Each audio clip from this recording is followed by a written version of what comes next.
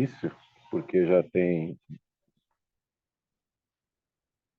Começando a gravação. Bom dia aos colegas brasileiros, bom dia e boa tarde aos colegas moçambicanos, já é tarde. Hoje a Helena não veio, ela está em outro evento, um evento que Boa é tarde. a experiência da transmissão da psicanálise na África, especialmente em Moçambique, é um evento do Núcleo de Estudos de Psicanálise de Sorocaba e região. E a gente está aqui hoje num fórum temático que a Copsimo está organizando, esse fórum temático sobre o tema violência doméstica, em que a psicanálise pode contribuir. Acho que tem bastante coisa para trabalhar.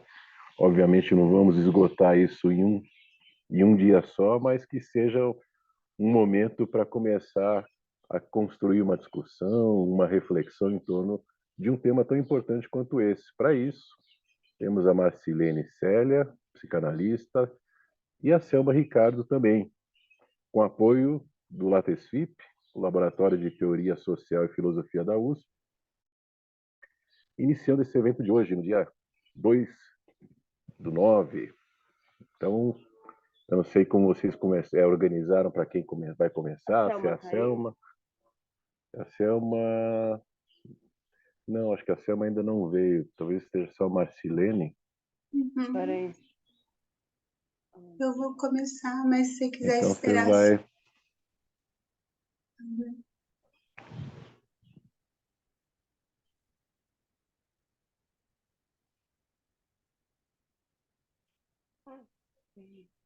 O que você está querendo? Vamos lá. Posso começar?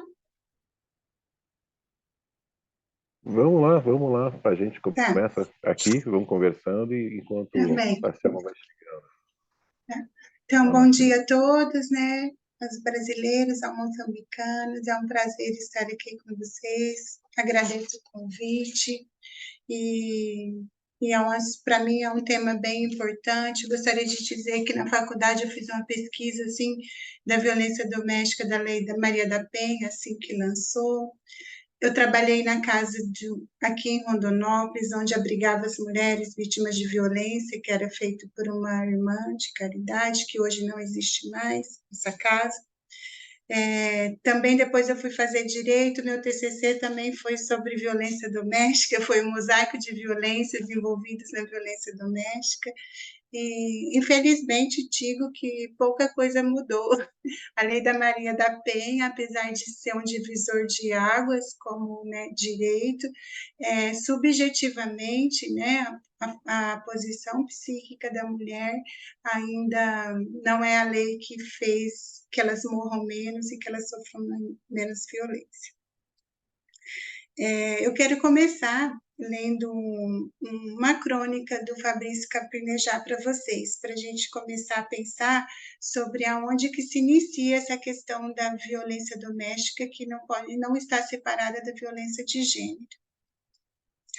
A mulher cativante não recebe o homem com uma longa lista de problemas que ela teve naquele dia. A mulher cativante nunca deve rejeitar seu marido em favor dos filhos.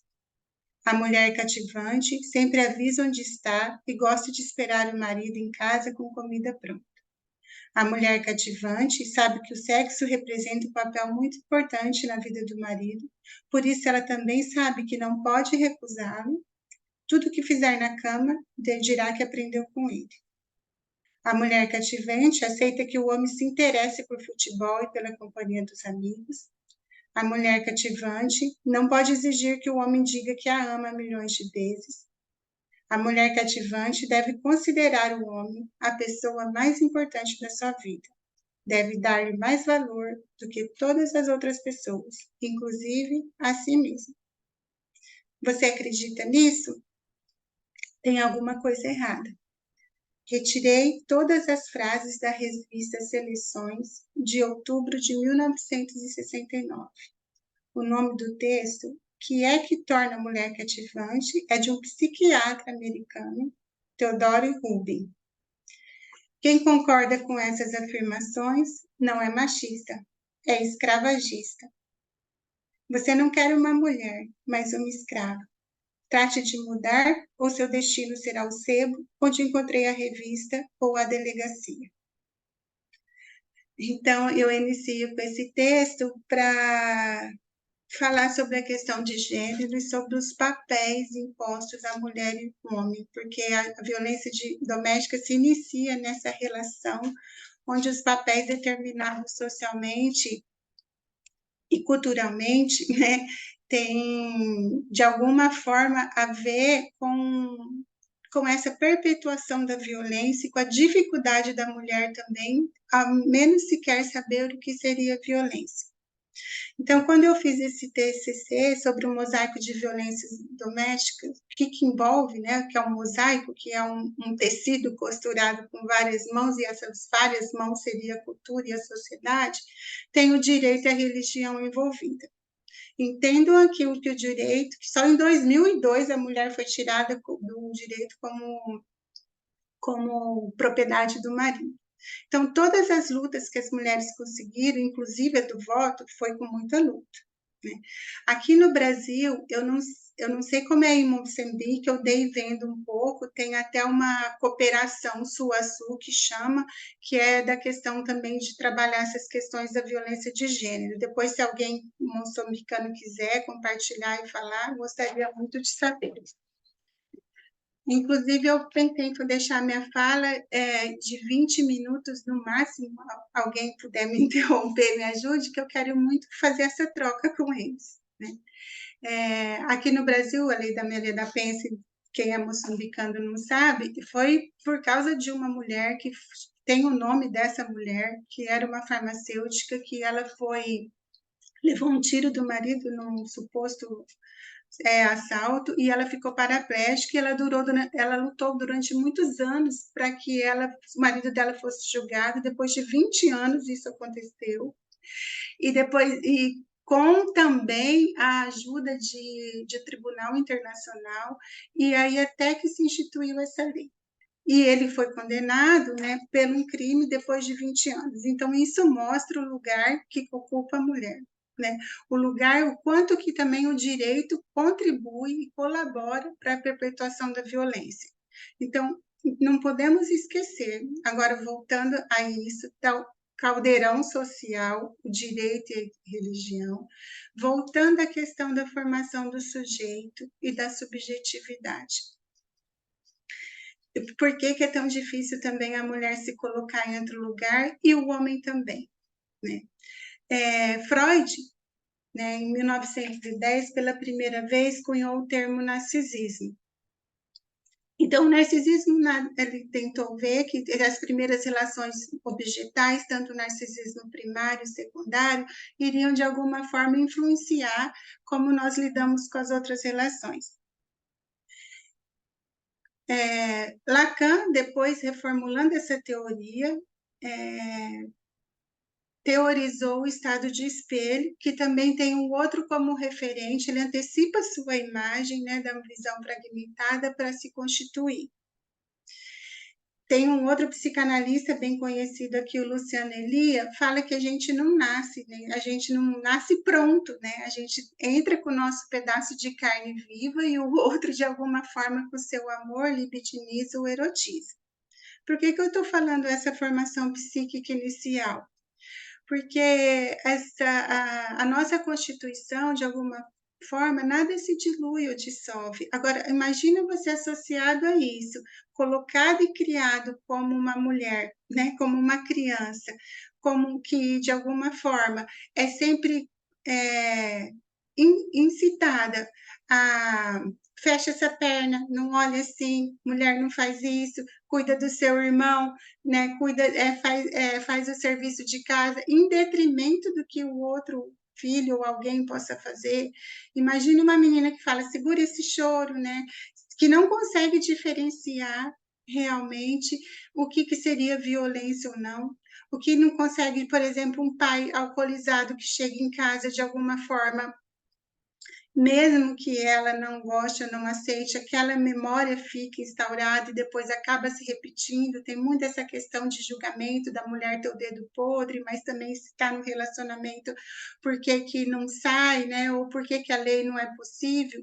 É tão de alguma forma clara, entre aspas, porque a gente também lida no singular, mas também, além da subjetividade singular, tem toda essa estrutura macro, né, que de alguma forma nós não somos separados do social. Freud já falava isso, a gente tem esse mal-estar, né, na cultura.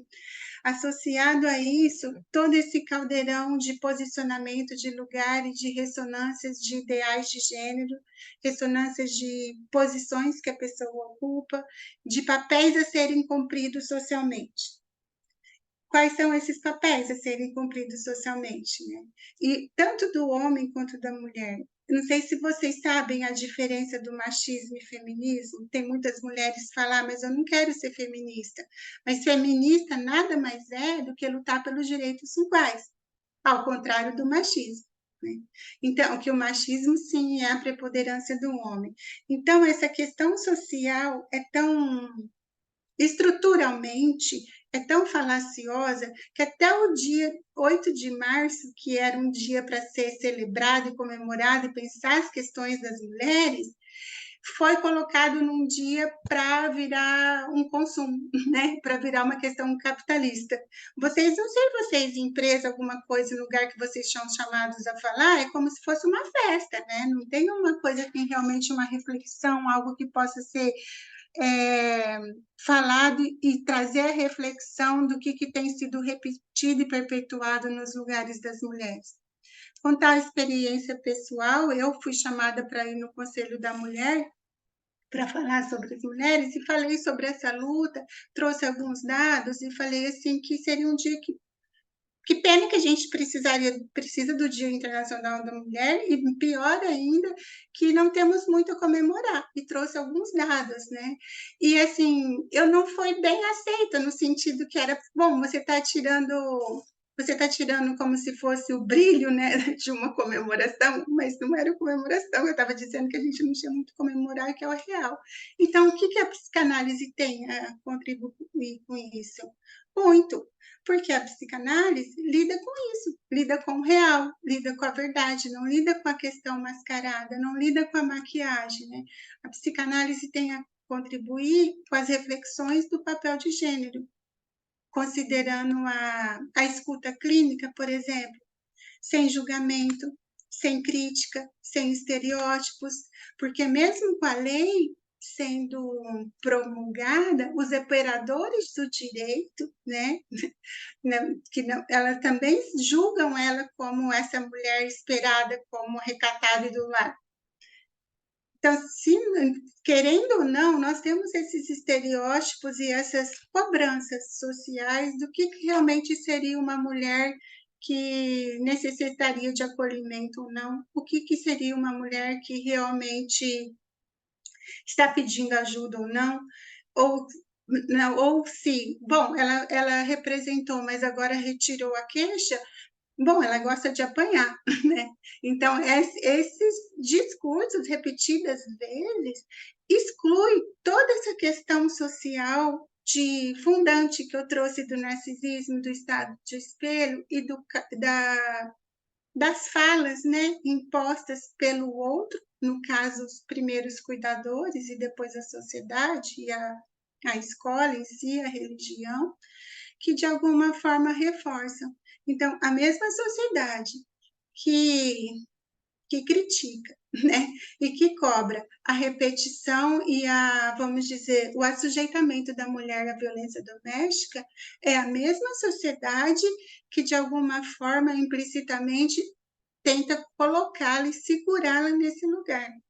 Porque nós não somos uma coisa ou outra, né? A gente não é tão assim, né? Olha, eu quero isso, eu quero aquilo. Tem que, olhando pelo viés da psicanálise e pela questão do inconsciente, né?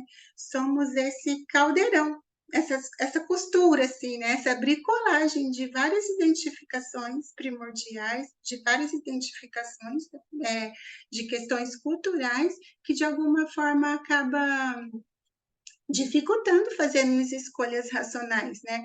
Lembre que a gente nas instâncias, né, id, eu e super-eu, o eu fica aí um pouco tentando lidar com esse equilíbrio entre o id e o super-eu. E o super-eu da mulher, de alguma forma, é sempre incitado a quê?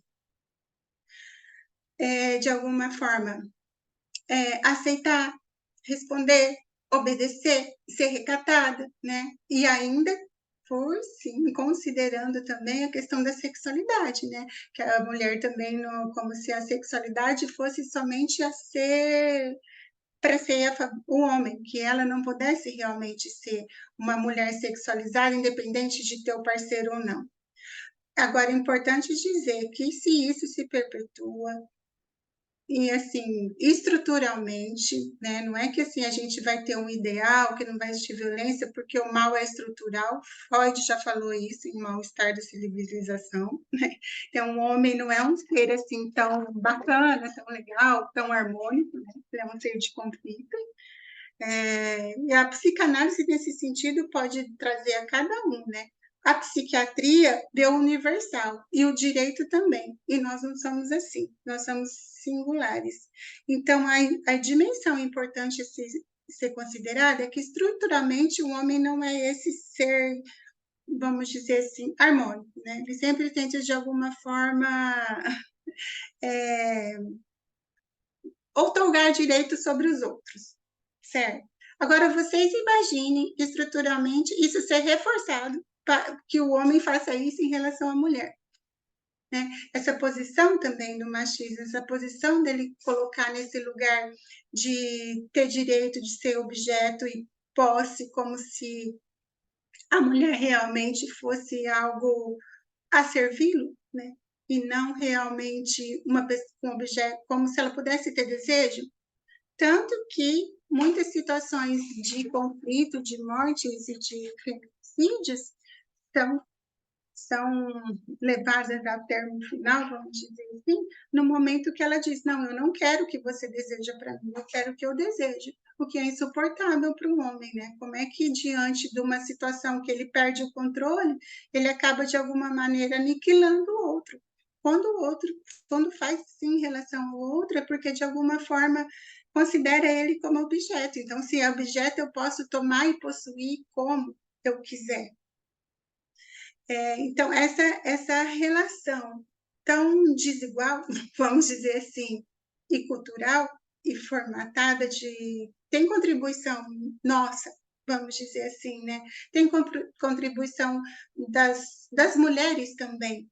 Eu não sei se vocês já vivenciaram alguma situação ou esse olhar clínico ou no cuidado de ter um juízo de valor, de ter algo que de alguma forma considere, se fosse assim, eu não faria isso. Então, é preciso ter cuidado enquanto na clínica, enquanto nesse tratamento da violência doméstica, não ter esse ideal de esperar o que é a mulher culturalmente, porque para isso já basta todos os anos, né, de, vamos dizer assim, de violência a que as mulheres foram impostas.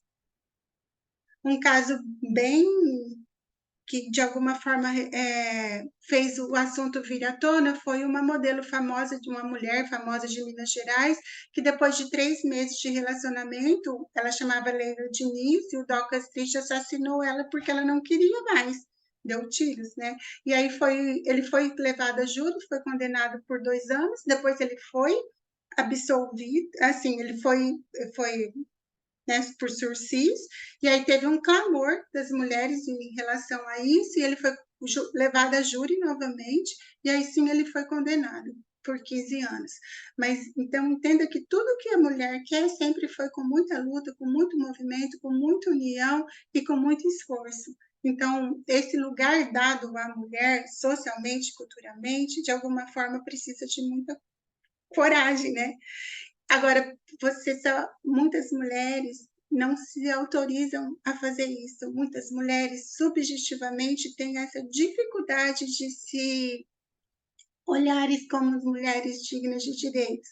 Porque o que é mais triste saber né, que a Lei Maria da Penha é comemorada e vista por outros países como uma das leis mais modernas. Mas não é triste saber que precisa de uma lei para dizer que o outro não pode bater na pessoa? Né? Se a mulher realmente conseguisse, de alguma forma, se autorizar e identificar o que é uma relação de violência, o que é uma agressão, por que tanta agressividade, por que suportar, precisaria de algo externo do juiz dizer? Então, acho que o que a psicanálise pode fazer, eu escrevi algumas coisas aqui, porque eu não queria deixar passar assim. Primeira coisa, pensar e refletir sobre esses estereótipos arraigados. Outra coisa que eu acho muito importante, reflexão sobre os papéis de gênero. Eu não sei como é em Moçambique, depois eu gostaria muito de ouvir algum moçambicano que pudesse falar, ou talvez a Selma traz, o que elas entendem por papéis de gênero, que acaba perpetuando a violência. Diante de uma escuta de uma mulher que sofre violência doméstica, acolher e não julgar, né? E saber diferenciar o que é machismo e feminismo, e se perguntar, né, quais são as relações de poder que produzem e reproduzem a violência doméstica, porque isso está muito envolvido com a relação poder, não só de econômica, claro que tem mulheres que se assujeitam por questões econômicas, mas também não tem. Tem mulheres que são por dependência emocional, por cobrança social, por imposição da religião, independente da religião, né, de vocês, com todo respeito, quero dizer que tem uma pesquisa, né, feita na Mackenzie, com mulheres que fizeram, que essa pesquisa foi feita com as mulheres que sofriam violência doméstica, 40% dessas mulheres eram evangélicas, e ao serem entrevistadas, a questão era o que fazia elas permanecerem num relacionamento violento. A questão que o homem estando possuído, né, pelo demônio, de alguma forma, era papel dela, entender, aceitar e orar para que ele pudesse, de alguma forma, se unir a Deus. Falando simplificadamente, tá, na pesquisa, mas é para vocês terem essa ideia. Então, de quem caberia esse papel? Como é que uma pessoa que, de alguma forma, não está em consonância com Deus e sim com o demônio, tem que suportar? Só que aí tem uma coisa, a religião tira toda a responsabilização do homem na parte que cabe a ele, né? Porque se é o demônio que de alguma forma é o responsável, entre aspas, pelo esse olhar, pelo esse viés, ele não tem o que pensar, ele não tem o que refletir, e sem refletir não tem mudança. Né? Sem a gente olhar, por mais difícil que seja a situação, sem a gente refletir e se responsabilizar, não tem mudanças significativas e duradouras. Tem, como vocês já devem ouvir na clínica, algumas pessoas falam, não, eu vou mudar. Mas a pessoa, o próprio homem, não sustenta isso ao longo do tempo, porque de alguma forma é estrutural, considerando o inconsciente, às vezes, não estou desresponsabilizando o homem, mas o homem é responsável até pelo inconsciente, né? Porque às vezes tem aquela irrupção de raiva, de agressividade, por isso que é preciso esse olhar clínico, né? E não julgador. Então, aí também entra outra questão, que a lei, né, Maria da Penha, entrou só com o caráter punitivo, e a gente está na clínica e sabe que somente com a punição não é possível mudança. Tanto que eu trabalhei no fórum também um tempo atendendo servidores, tem homens lá que já foram presos 8 vezes, né? São, tem, desobedece a medida protetiva, são presos, desobedece a medida protetiva, são presos, e às vezes é um circuito de violência que nem ele nem ela, como se fosse uma armadilha, consegue realmente romperem. E às vezes não é por falta de não querer, é de não conseguirem. Aí você só entende isso de não conseguirem quando consegue ver esse homem que não é unívoco, não é estruturado biologicamente, né? Não é pronto. Ele, de alguma forma, é formado pelo outro, pelas identificações primárias, pela cultura, pela sociedade e pelos esses essas questões de papéis de gênero que, de alguma forma, reforça e perpetua a violência doméstica e a civilização. Bom, todos temos direito de viver sem violência, mas para a gente saber disso, precisa de alguma forma ter sido ensinado antes, né? De alguma forma ter sido estruturado antes, de alguma forma ter sido alimentado, erotizado e reforçado pelos pais, pelas figuras parentais. E digo isso, em alguma forma, a psicanálise também, né, tem esse viés. Muitas mulheres psicanalistas que foram muito interessantes, como a Sabine Spionheim, né, como a Melanie Klein, até foi mais conhecida um pouco, foram de alguma forma colocadas em segundo plano, ela que falou sobre a primeira vez sobre a pulsão de morte, mas os homens sempre foi dado esse olhar da cultura foi dado pelo homem, considerando a mulher universal, né, a mulher e o homem postos universais, mas o homem sempre nessa figura do patriarcado. Então, essas relações, né, de poder seriam o que a gente poderia pensar. Também, nós, como mulheres e como homens também, que participam aqui, as expectativas do que é ser mulher na sociedade, né? Porque se você tem uma expectativa de que é ser a mulher na sociedade, é aquela mulher dócil, submissa e servil, e de alguma forma não encontra isso, também o homem acaba falando, mas é porque ela é feminista, sabe? Esse estereótipo arraigado de que ela não pudesse ter direito e nem brigar pelos direitos. Algumas, não sei se alguém de vocês, depois vocês vão poder compartilhar, já presenciaram e falaram assim, ou se vão requerer algum direito, mas é porque ela é histérica, a mulher é escandalosa mesmo, a mulher, né, de alguma forma, gosta de chamar atenção, né, quando vai partir para esse lado de alguma requerer os seus direitos. Então, acho que é uma expressão de uma cultura, e eu acho que, apesar de alguns avanços, é muito triste essa expressão da cultura. Precisa a Lei Maria da Penha, e agora a lei do feminicídio, bem recente aqui no Brasil, não sei aí em Moçambique, que antes era só homicídio, agora, né, designou, o que também é um sinal de que precisou mais um avanço na lei para conter, e não contém. É importante dizer isso, que o punitivismo não de alguma forma tem mudado a situação. O que tem acontecido aqui, que é uma experiência interessante, que seria uma outra forma de contribuir para a violência, nós que trabalhamos na clínica, tem um professor da UFR fazendo um trabalho com os homens, né, discutindo as relações, os papéis de gênero dele, e reconhecer, né? Reconhecer a escuta e conseguir escutar as relações de gênero, conseguir de alguma forma singularizar o sofrimento, conseguir de alguma forma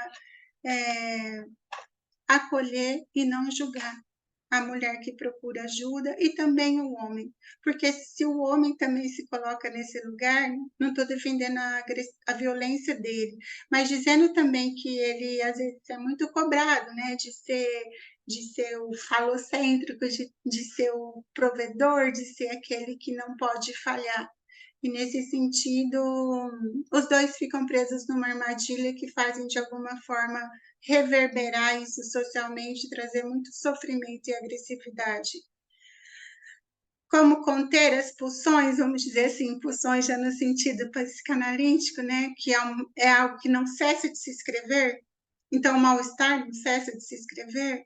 Quanto mais você fala disso, quanto mais você tem acesso a esse conteúdo inconsciente que de alguma forma Freud já dizia que não somos o senhor da própria casa, mas é possível, de alguma forma, você não colocar o outro como um objeto, nem numa relação do poder, mas sim como um companheiro de jornada, né? De jornada essa que é a vida. Eu não sei quanto tempo eu tenho, mas eu acho que gostaria de deixar um tempo também para as pessoas falarem aí. Eu queria falar uma coisa interessante, e é triste de certa forma, que caiu no mês passado aquela lei tão retrógrada no STF, pelo menos, da legítima defesa da honra, né? Que isso é uma coisa que já era para ter caído há décadas, ou para nunca ter existido, na verdade. Uhum. No mês passado, o STF, por fim, e para minha surpresa, deixou cair por terra, porque ainda em alguns casos existia essa jurisprudência que justificava e permitia essa violência a partir de uma legitimidade jurídica, o que é um absurdo ainda acontecer, e tão paradoxalmente com as leis avançando nesse sentido, né, Marcelina? Então, e você vê que século a gente está no século XXI. Quanto que isso, né, de alguma forma, como esse mosaico de violência, né, por isso que eu trouxe a formação subjetiva desde o início e com os outros reiterando, né, o direito à religião reiterando e calcando em cima, né, do que realmente seria uma expectativa e em relação aos papéis, né, aos papéis sociais. Aí eu não sei se eu, assim, diferenciar um pouco, né, porque, assim, a questão do homem e mulher e a questão de gênero são isso, são expectativas sociais criadas, né, mas aí se os moçambicanos quiserem um pouco mais falar, que eles perguntem, né? Então, se vocês forem ver, eu trouxe outro dado aqui também, uma juíza, ela foi uma das primeiras juízes, que ela falou que na prova de exame oral dela, de magistratura, perguntaram para ela se ela era virgem. Maria Berenice Dias. Então, você vê a diferença. Assim, é quase com absoluta certeza, eu não pesquisei, que nunca para um homem foi perguntado. Então, separar essa questão do papel da sexualidade da mulher também é um papel importantíssimo. Então, mesmo com todos os avanços, né, essa mulher pecadora, vamos dizer assim, né, pecadora que ela sempre é vista como dissimulado, como uma coisa assim, ou assim, que é algo muito arraigado, infelizmente. Nessa pesquisa de violência doméstica que eu participei, eu tinha acesso a algumas audiências, né? E numa delas, depois de uma mulher que eu acompanhava, que ela apanhou com cabo de vassoura do marido, uma juíza perguntou para ela, né? Vou falar aqui para vocês, porque é presencial, não estou citando o nome de ninguém assim, que ele estava muito nervoso, perguntou para ela, mas a senhora o traiu? Então vocês veem que avanço de lei, né? Se a pessoa que aplica a lei, se os operadores de direito, se quem atende essa mulher vai de alguma forma colocá-la como, se você não se comportar, o que está implícito nessa fala? Se você não se comportar, se você não se corresponder à expectativa social, então talvez ele tenha permissão, né, para sair ou bater em você com cabo de vassoura. Então, assim, isso de colocar a falta de controle do homem, né, na responsabilidade da mulher. Se algo ele fez de errado, é porque a mulher não se comportou. Se algo, né, ele saiu do controle, se ele bateu, mas também o que você fez. Isso, da Eva, né? Da Eva que continua aí reverberando em todas as mulheres, através dos tempos e apesar de alguns avanços, ainda tantos retrocessos. Não é assustador que a lei precisou mudar para ação pública condicionada de condicionada para incondicionada? Porque as mulheres iam, apanhavam e iam lá e retiravam. Precisou isso ser mudado. Agora eu pergunto, por que a mulher? Né? Por que é preciso um outro dizer? Por que a mulher não consegue falar, bom, eu tenho o direito a viver sem violência? Porque se ela própria não se reconhece e de alguma forma não formada, ensinada e falada para estar nesse lugar, para ocupar essa posição subjetiva, né, de desejo, né, que a gente fala na psicanálise, não tem um outro que vai fazer. Né? Outro fato importante é que nós fazíamos grupo de escuta nas delegacias das mulheres, eram poucas mulheres que procuravam, porque é muito difícil você lidar com isso, é muito difícil você olhar e é muito difícil se implicar e se responsabilizar, mas também é a única saída possível, né? Porque tem uma relação de amor, tem uma relação de afeto, tem algo assim, eu acho que a não ser que a mulher tenha uma posição masoquista, geralmente ela procura por amor, assim, gosta, né, de estar com a pessoa. Mas se ela aprendeu que amar é cuidar, suportar, né? Servir enquanto menina, né? Enquanto infantil, enquanto adolescente, dificilmente ela vai conseguir sair sozinha dessa armadilha da relação amorosa envolvida com a violência doméstica. Por isso que teria que ser no 1 a 1, por isso que tem que ser no singular e por isso que tem que ter a escuta clínica sem julgamento, né? Já de dizer o que ela é e como tem que fazer e como tem que ser, essa ideia pré-formatada do que seria uma mulher, essa ideia pré-formatada do que seria um homem. Isso é adoecedor. Essa relação de poder, de gênero, que de alguma forma cristaliza, né? Cristaliza a agressividade, a violência, as expectativas sociais, os ideais, entre aspas, né? Muitas aspas, paralisa, né? E mortifica aí as relações humanas. Mas essa lembrança que você falou é ótima, nós estamos no século XXI e ainda, inclusive eu indico, quem tiver vontade, tem um livro que chama Morte em Família, que é um livro antigo, mas faz um levantamento disso quando começou a falar da questão de gênero, né? Do quanto os processos, quantos homicídios, na época ainda era homicídio, eram feitos e os homens eram absolvidos em defesa da honra. Então, mais uma vez, é a mulher que tem que se conter para não ferir o coitado do homem, vamos dizer assim, para não deixar que ele perca a cabeça, né? Para não deixar que ele sofra, para que ele não se sinta tão abalado na honra e moralmente.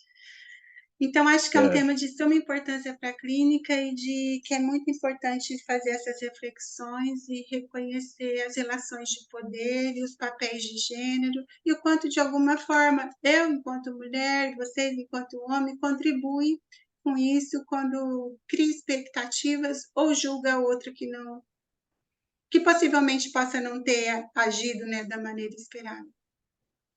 A clínica tem um papel importante, até social, nesse sentido de reflexão desses entendimentos estruturados como sendo a mulher, não tendo a possibilidade, em alguns casos, especialmente, como se disse, pela religião, de poder ir contra, e a sociedade, por mais que a lei às vezes valide, às vezes permita, a sociedade não aprova esse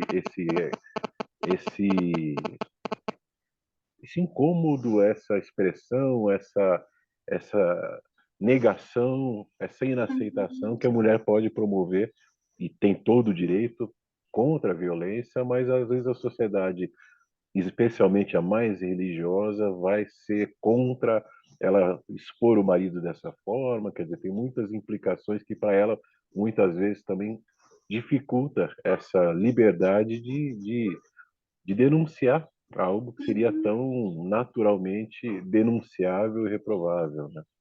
Enfim, tem bastante coisa para a gente trabalhar também na clínica nesse sentido, né?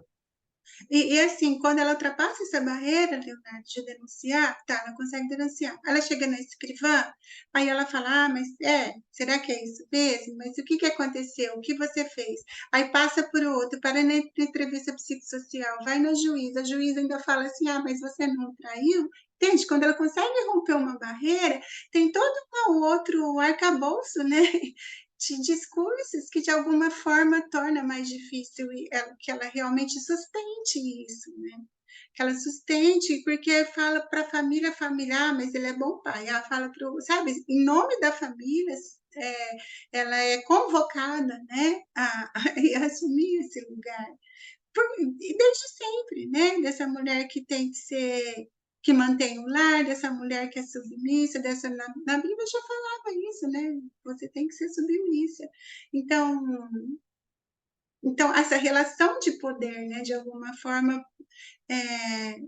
intensifica, né? Intensifica a violência porque o outro, no caso, não é um sujeito de desejos de direito, e sim é uma propriedade. É muito complexo. O que a Selma pode trazer para a gente? Boa tarde, Selma, em Moçambique.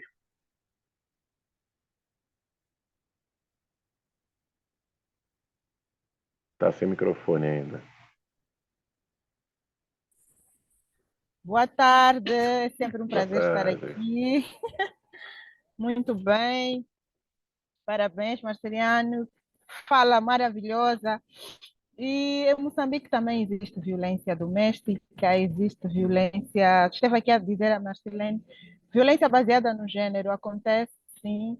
Infelizmente, as vítimas são, muitas vezes protegem os perpetradores da violência, porque são estes dependentes emocionais, são estes dependentes eh, totalmente financeiros, e por causa desta dependência toda, acabam normalizando a violência.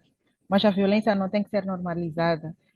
Felizmente, eu trabalho com pessoas que passam por situação de violência e em Moçambique existe um programa que chama-se VBG, que é Violência Baseada no Gênero, e este programa consegue resgatar estas pessoas que são violentadas. Este programa consegue não só resgatar as pessoas que são violentadas, mas também ajudar, porque a partir de uma violência que acontece dentro desta família, é possível resgatar os outros tipos de violência que acontecem só naquela família, mas na comunidade. E existe um programa também aqui em Moçambique, que é uma linha de chamada, nós chamamos de linha de primeira apoio de primeira linha às vítimas do VBG, que neste apoio nós temos que escutar esta vítima, é importante escutar a vítima, e esta escuta tem que ser uma escuta com atenção, com empatia, sem julgar, e o que nos traz da psicanálise é isto, esta escuta sem julgamento, esta escuta que a psicanálise acaba ajudando muito, porque nós podemos escutar sem julgar, e a partir dessa escuta sem julgamento, este indivíduo consegue se expor, consegue ficar à vontade e falar de tudo aquilo que é o seu sofrimento, e ajuda não só na situação em que está a passar, mas também na ajuda que os outros membros da família provavelmente estejam a passar.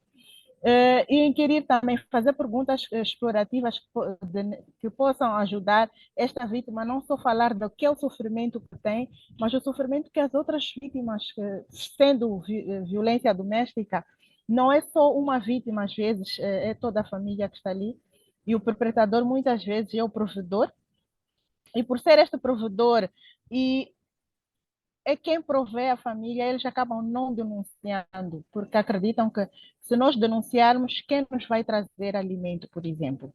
Quem nos vai proteger? Mas é este mesmo suposto protetor que acaba nos fazendo sofrer. Então, é um sofrimento psicológico, é um sofrimento a nível de todos os tipos de violência, que acabam fazendo com que estas pessoas, ao normalizar, se tornem futuros violadores, futuros perpetradores de violência. Então, é preciso perceber-se que esta violência é má, existe. O que tem acontecido em Moçambique é que, a partir deste programa de VBG, inclui-se mais outros setores. Eu estou a falar da polícia, por exemplo, quando está ali um profissional de saúde mental a fazer uma palestra, não vai só o profissional de saúde mental, mas está ali também um polícia, um agente, não só um agente civil, mas está ali também um agente de ação social, que a partir desta ajuda que se vai dar, nesta palestra que se vai dar, esta comunicação que se vai dar, as pessoas começam a perceber que afinal estão a viver por situação de violência. Muita violência doméstica que nós percebemos é violência de parceiro íntimo. É violência de parceiro íntimo que muitas vezes não está ali a sofrer só o parceiro, mas as crianças também. E às vezes se encontram, chegam as crianças na unidade sanitária com queixa de atraso na escrita, atraso na fala, mas quando nós vamos a perceber, fazemos uma anamnese com a criança, vamos dar o seguimento à criança, percebe-se que, afinal de contas, esta criança está totalmente traumatizada. Este trauma que vem desta violência doméstica. Então, é preciso nós percebermos, é preciso nós escutarmos. Esta escuta que nós vamos fazer não é uma escuta que vamos fazer só temos a criança assim conosco, não vamos só escutar o acompanhante neste caso. É preciso escutar a criança e perceber o que é que está a acontecer com esta criança. Porque muitas vezes acabamos deixando que crianças inocentes continuam a viver sob situação de violência. E ao normalizar essa violência, começamos a ter crianças com muitos transtornos, podemos ter delinquentes e muito precocemente começamos a ter adolescentes a consumir droga, por exemplo. Então, este consumo de droga é um mecanismo de defesa, um escape que elas acabam encontrando para sair desta situação de violência. É preciso falarmos sobre violência, é preciso divulgarmos mais para que as pessoas percebam que estão a ser violentadas, porque ao perceber que estão a ser violentadas, facilmente poderão denunciar. Nós sabemos que em Moçambique a violência é um crime público, tem a ver com saúde pública, então qualquer um de nós pode denunciar. E se percebermos que está a acontecer uma situação de violência, é preciso ajudar estas vítimas, porque muitas são as vezes que esta vítima chega até nós, percebe-se que está a passar por situação de violência, vai denunciar até, mas depois é a mesma vítima que vai retirar a queixa, por exemplo. Ao retirar a queixa, supostamente porque se ela continuar presa ou se ela continuar presa, não terei como continuar a viver sem aquela parte que me faz falta. Estamos a falar de carência afetiva, por exemplo. É uma pessoa que tem necessidades emocionais muito fortes e é extremamente dependente àquele parceiro ou àquela parceira. Então, vai te retirar a queixa e a situação de violência fica aquele ciclo. Vai continuar. E por isso, nos últimos tempos em Moçambique, se calhar o mundo todo, nós vivenciamos casos de feminicídio. Mulheres que acabam morrendo por causa desta situação de violência doméstica. Então, é uma violência constante que vai sendo um ciclo, que este ciclo acaba nos trazendo a esta situação de morte. Nós perdemos mulheres por causa de violência doméstica. Então, não é só a situação de agressão física ou financeira, entre outras, mas também está ali dentro outros tipos mais de agressão. E estes tipos de agressão que acabam aparecendo fazem com que nós perdamos estas mulheres, que provavelmente poderiam dar muito para a nossa sociedade, poderiam dar muito para o desenvolvimento de todos nós. E quando não se denuncia, é aí que estas violências vão se normalizando e estando crianças a viver, nós estamos a falar de uma família, a violência doméstica é dentro da família.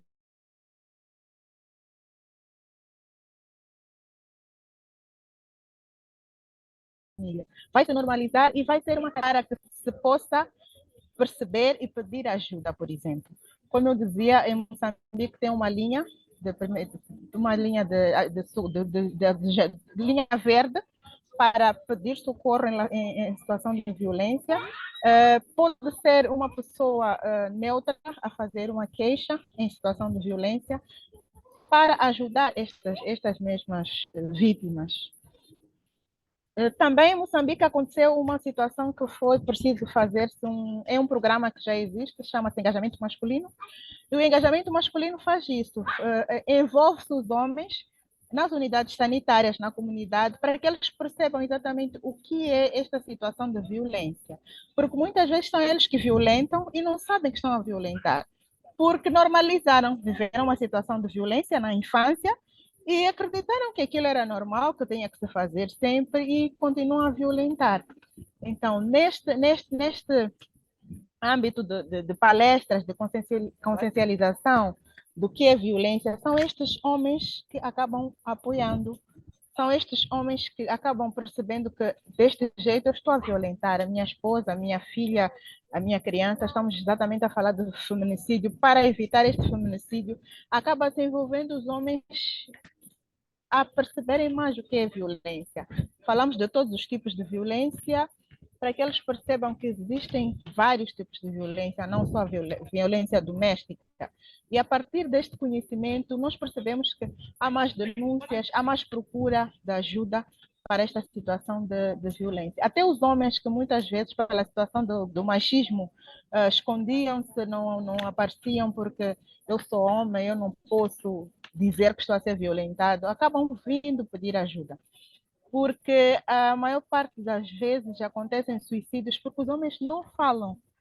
E esta escuta que a psicanálise oferece é boa, porque a partir da escuta com empatia, escuta sem o julgamento, é possível que esses homens se abram, é possível fazer com que esses homens consigam falar, consigam se abrir e sair da situação em questão, porque pelo menos conseguiram falar. Então, a psicanálise não só ajuda na situação de violência, mas também é um dos métodos que se pode usar para a prevenção do suicídio. Estamos a entrar agora no em setembro, poderíamos usar mais escuta, rodas de conversa, mas que é mais para a escuta, para percebermos o que é que as pessoas pensam da violência, o que é que as pessoas acham que seja violência, porque isso pode ajudar não só a violência, para a prevenção de violência doméstica, mas também todo tipo de violência que acaba acontecendo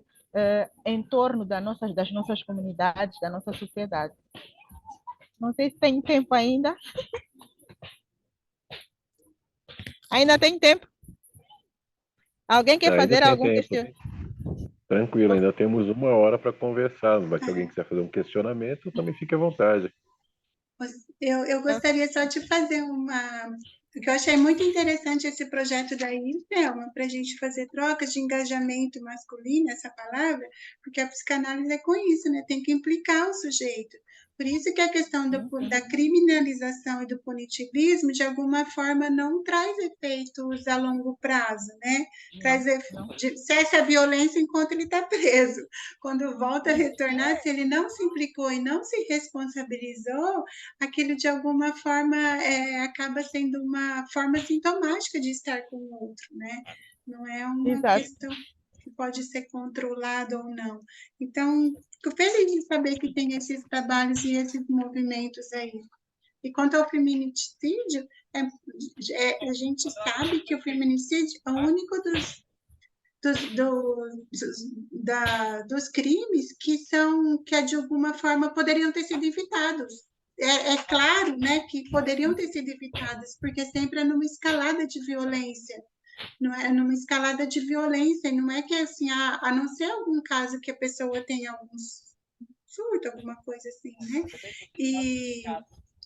E se não, se a mulher conseguisse, né?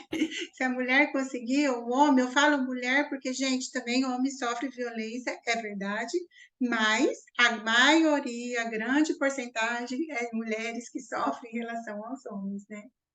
Então, é importante também diferenciar essa questão da violência das questões que são sintomáticas e neuróticas das pessoas que realmente têm alguma estrutura psicótica, né? Não dá para colocar na conta do transtorno mental a forma de estar, entender e estar com o outro, ver o outro como objeto ou não. Mas a gente quer abrir para as perguntas, né? Eu e a Selma, a gente pensou em deixar um tempo legal para a gente ter trocas e eles poderem também perguntar, falar, comentar. Sim, aparecendo algo para dizer, podemos ir falando, mas agora podemos fazer algumas questões relacionadas à violência, não só violência baseada no gênero, mas a violência doméstica especificamente. Porque há situações de violência que acontecem dentro de casa e as pessoas não percebem que é violência. É preciso que as pessoas saibam o que é violência doméstica, é preciso que as pessoas saibam o que é exatamente a violência para poder perceber que estou a ser violentado, estou a ser violentada e preciso de tomar alguma, não diria decisão, mas tomar algum comportamento diferente para sair dessa situação de violência, não é?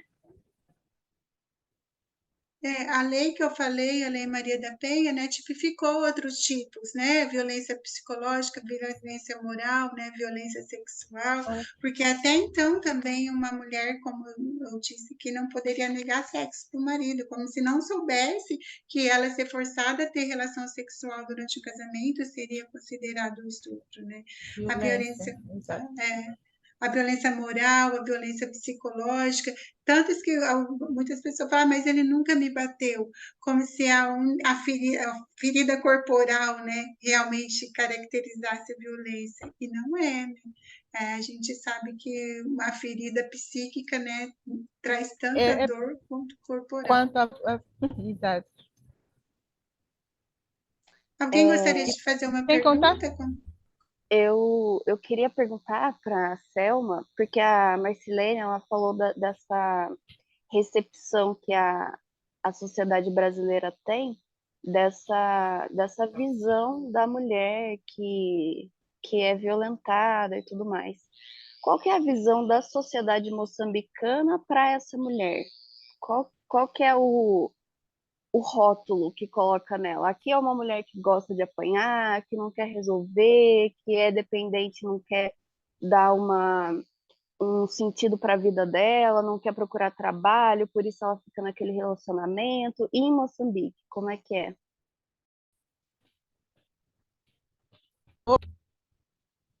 Não consegui perceber a questão, cortou um pouco. Aqui no Brasil, a gente tem Uhum. esse rótulo da sociedade que vai dizer que a mulher não fala desse marido, que agride porque ela é dependente financeiramente, porque ela gosta de apanhar, porque vários rótulos. E aí em Moçambique, o que é o rótulo que coloca nessa pessoa que sofre violência? Como é que é essa recepção da comunidade, da sociedade, da televisão, do jornal, da família? Como é que é? Muitas vezes, elas gostam de apanhar. A violência acontece, esse ciclo de violência, muitas vezes, que culmina em suicídio, acontece dentro de casa, dentro da comunidade, os vizinhos acabam percebendo que esta mulher, este homem está a ser violento, esta mulher está a ser violentada muitas vezes. E o que acontece é que porque ela é dependente emocional, porque ela é dependente financeira. Existem muitos homens que acabam manipulando esta mesma mulher. Muitas vezes são mulheres estudadas, que têm uma formação, têm um nível de escolaridade, mas que não são permitidas ir trabalhar porque o marido acredita que ele vai prover, ele vai satisfazer todas as necessidades desta mulher e que ela não precisa de sair. Então, quando esta mulher começa por aceitar só pela primeira vez e fica este ciclo de aceitar, aceitar, ela já não tem. Quando ela percebe que está numa situação de extrema de violência, já não consegue sair. E são poucas as vezes que vão pedir ajuda. E são muitas vezes os familiares que vêm a pedir ajuda. Mesmo assim, porque algumas sentem-se mulheres porque estão dentro de um casamento, de um relacionamento, preferem continuar a apanhar, preferem continuar a viver sobre esta situação de violência para camuflar esta situação de casamento, mulher bem casada, mulher está. E são estas que acabam morrendo muitas vezes. Então, há também estes rótulos que se dão, que gosta de apanhar. Ela prefere estar a apanhar, mas porque quer aparentar, quer viver aquilo que a sociedade pede, não aquilo que é a essência, não aquilo que lhe faça feliz.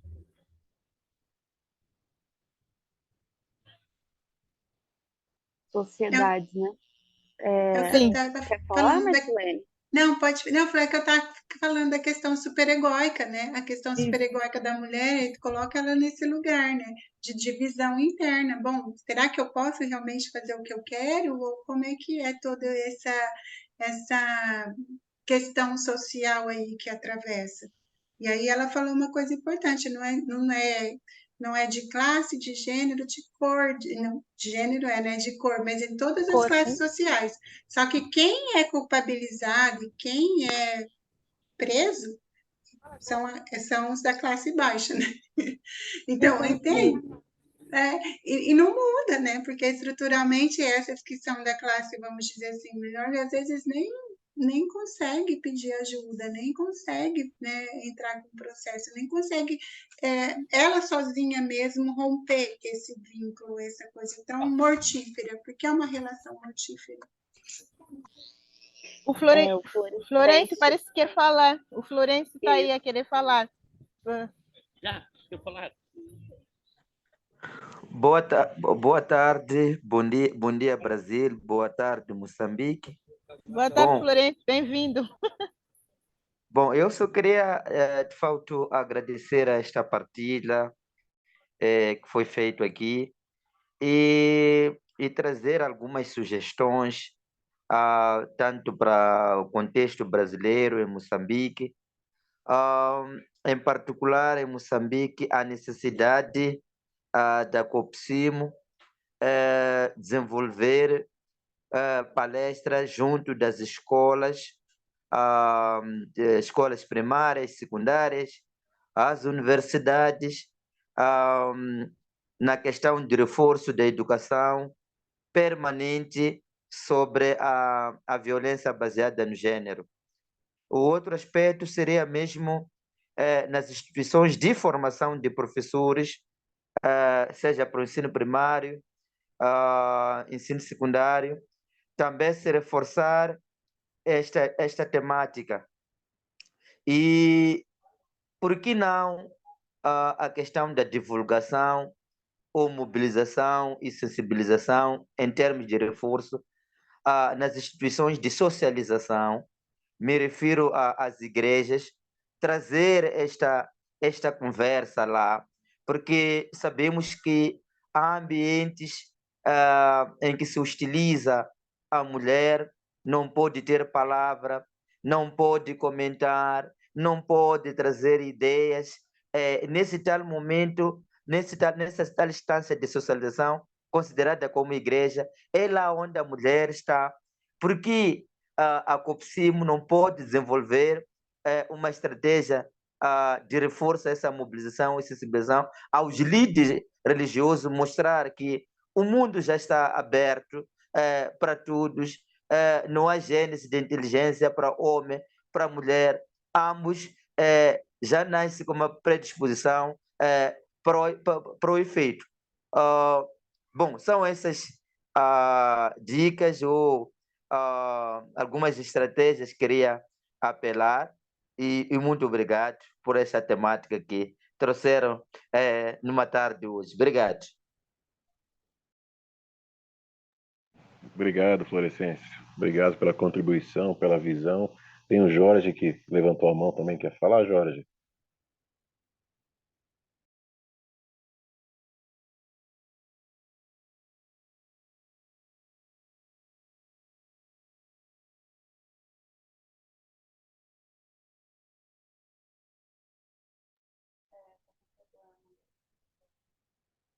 Jorge está entrando.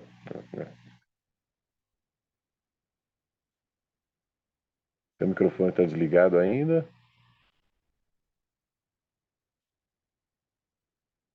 Enquanto ele não entra, só complementando isso que o Florescêncio falou, que nessa pesquisa que eu fiz do TCC, no livro sagrado, né, que ele diz da igreja, está escrito assim, ó, conserve-se caladas, mulheres, conserve-se caladas nas igrejas, porque não lhe é permitido falar, mas estejam submissas como também a lei o determina. Tá, boa tarde. Boa tarde. Boa tarde, Alô? Jorge. Bem-vindo. Boa Boa tarde, tarde, Jorge. Bem-vindo. Estamos te ouvindo. Obrigado, obrigado. E eu vou falar sem a imagem, porque a rede está muito dificultando. Então, vou entrar em áudio apenas. Muito maravilhado também por essa partilha da Marcilene e da Selma com esta questão, né, que precisamos refletir continuamente para vermos como psicanalistas, como poderíamos fazer algum contributo. Bom, eu estou da parte da COPCIMO cá em Moçambique e pronto, também com uma experiência sobre o atendimento das famílias e estas situações também da violência. Bom, nosso tema agora é a violência doméstica, não é? Não especificava assim mulher em particular, mas como a Silene também disse, a maioria dessas vítimas são as mulheres. Pronto, aqui estamos em grande discussão nos últimos tempos em relação à lei, por exemplo. Já tinha escrito aqui no chat, porque não sabia se iria conseguir entrar em linha. Já existiu o gabinete cá, chamado Gabinete da Mulher e Criança Vítima de Violência. Por quê? Porque foi concebida a violência doméstica como sendo, ou como tendo o rótulo meramente feminino ou infantil, quer dizer, essas duas áreas como fossem as fragilizadas e passíveis dessa violência. Com o andar do tempo, foi-se percebendo que nem sempre existem lá também homens vítimas de violência, de outras formas, que até por vezes chega a ser também uma violência física ao nível doméstico. Então houve muito debate assim em volta da sociedade para melhorar um bocadinho esta visão, e é por isso que o gabinete foi remodelado e passou a ser chamado Gabinete do Atendimento do Gênero, nesse caso, para incluir também o homem que pudesse ser vítima de violência. Então, nesse gabinete do gênero já espera-se também que seja encaminhado lá o homem que esteja a passar por esta situação de violência, porque na nossa definição sabemos que a violência ela pode ser física, psicológica e até econômica, não é? De várias formas. Um exemplo prático que mostra esta questão de homens também violentados. Nós estamos também numa corrida aqui em Moçambique de empoderamento da mulher, ou assim, igualdade, de oportunidade e tudo mais, em que, pouco a pouco, algumas mulheres estão sim a conseguir o espaço de empoderamento. Já vamos tendo também situações em que mulheres podem ser provedoras, elas das suas famílias, ser elas que cuidam, não é, das despesas e tudo mais. Então, nessas circunstâncias, percebe-se também que a tendência desses homens serem violentados em termos psicológicos. Ou seja, fica aquele homem que vai ter que agora perceber o que é uma mulher empoderada. Ou seja, agora é a vez de homem também sentir, né? Esse empoderamento aparece como uma tendência de, pronto, substituição. Se os homens eram machistas por causa desta possibilidade de serem provedores, então, cada vez que tivermos uma mulher empoderada, esta mulher passa a ser, não sei como seria, não é feminista, mas alguém com também um poder de humilhação, de dominação e tudo mais. Então, são homens que já não devem questionar, são homens que não devem manter o seu papel, porque socialmente existem alguns papéis que são esperados como sendo masculinos, femininos, para esta orientação das famílias. Isso ensina-se lá nas famílias de origem, se ensina nas igrejas e outros espaços que as pessoas se desenvolvem.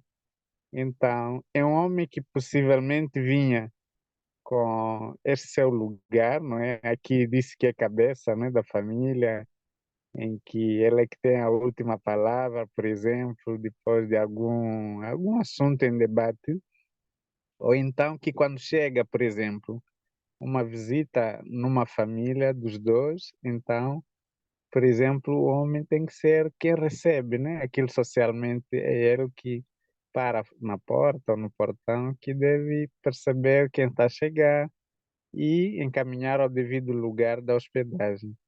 Bom, existem esses sinais, não é? Homem é quem deve, por exemplo, tomar a iniciativa de compra de alguns bens domésticos, como mobiliário, como até a reforma da própria casa, e socialmente está durante muito tempo enraizado.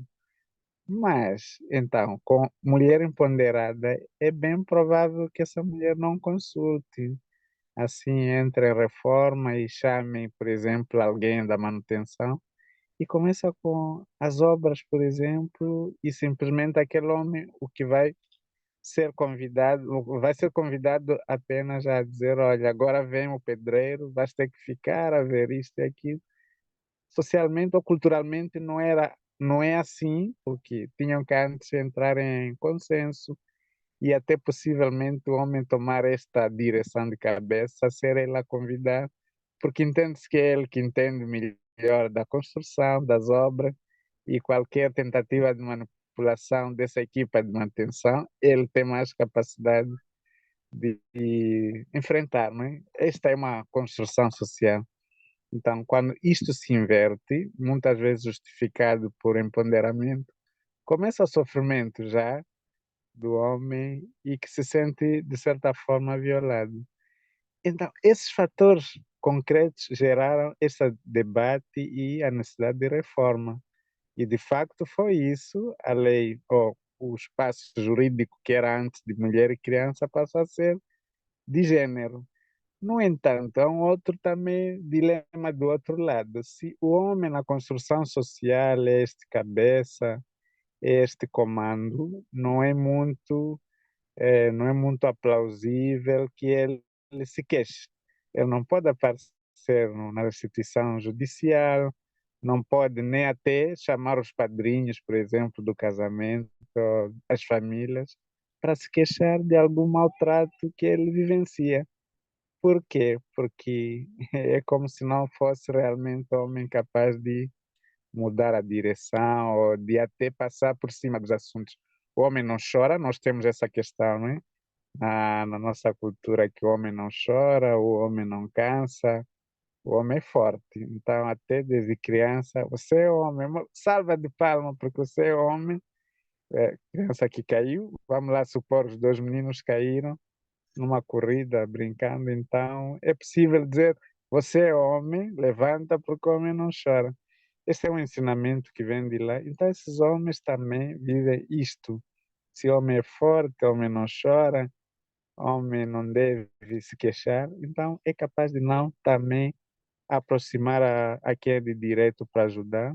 E isto, como sabemos, se o que é calado, por exemplo, o que se cala adoece, não é? Em psicanálise, então não sabemos como será como é que isso vai estar desenvolvendo dentro deste homem, que alguns deles não é podem partir por esse sentimento de inferioridade e até de suicídio, por exemplo, mas os outros ainda podem desenvolver uma raiva, um rancor e que numa primeira vez que tentarem queixar-se ou reagir-se deste maltrato, partem logo para uma violência mais drástica e que é esta que vai sair depois à tona. Quando se vai, por exemplo, nos serviços BVG, como disse a Selma, e nas autoridades, aí imediatamente pelo estereotipo que aparece que a violência é sempre feminina ou tem rosto feminino, este homem é imediatamente percebido como violador, violento e não há espaço para lhe ouvir. Vai merecer uma pena, vai merecer uma prisão e tudo aquilo que é legal. Diferentemente se uma mulher chega, aliás, se um homem chegasse a se queixar de violência, haveria espaço de ser escutada a mulher, como é que ela é violenta, em que momento, e até constitui-se um grupo da mediação. Concluindo, não é? É muito comum que, quando o homem se queixa da violência, é aconselhado a mediação, mas quando é a mulher a se queixar da violência, então é aquilo que já se esperava, que os homens são violadores. Acho que como psicanalistas vamos estar com esse posicionamento neutro e de não apenas, quer dizer, ficar aqui posicionando a maioria de mulheres é que são violadas, violentadas.